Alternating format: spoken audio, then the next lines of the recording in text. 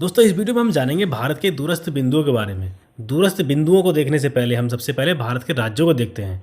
भारत का सबसे पूर्वी राज्य है अरुणाचल प्रदेश और सबसे पश्चिमी राज्य है गुजरात, सबसे उत्तरी राज्य है हिमाचल प्रदेश और सबसे दक्षिणी राज्य है तमिलनाडु। अगर हम इन राज्यों में केंद्र शासित प्रदेशों को भी शामिल कर लेते हैं तो भारत के सबसे उत्तर में है लद्दाख और सबसे दक्षिण में है अंडमान निकोबार द्वीप समूह। ये तो थे राज्य और केंद्र शासित प्रदेश।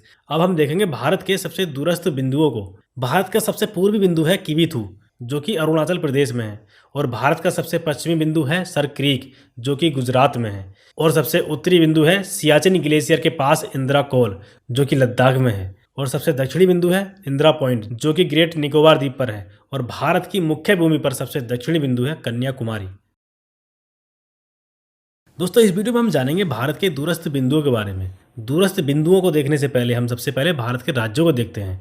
भारत का सबसे पूर्वी राज्य है अरुणाचल प्रदेश और सबसे पश्चिमी राज्य है गुजरात, सबसे उत्तरी राज्य है हिमाचल प्रदेश और सबसे दक्षिणी राज्य है तमिलनाडु।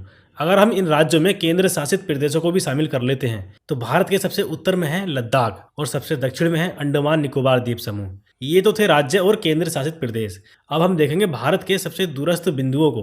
भारत का सबसे पूर्वी बिंदु है किवीथू जो कि अरुणाचल प्रदेश में है, और भारत का सबसे पश्चिमी बिंदु है सर क्रीक जो कि गुजरात में है, और सबसे उत्तरी बिंदु है सियाचिन ग्लेशियर के पास इंदिरा कोल जो कि लद्दाख में है, और सबसे दक्षिणी बिंदु है इंदिरा पॉइंट जो कि ग्रेट निकोबार द्वीप पर है, और भारत की मुख्य भूमि पर सबसे दक्षिणी बिंदु है कन्याकुमारी।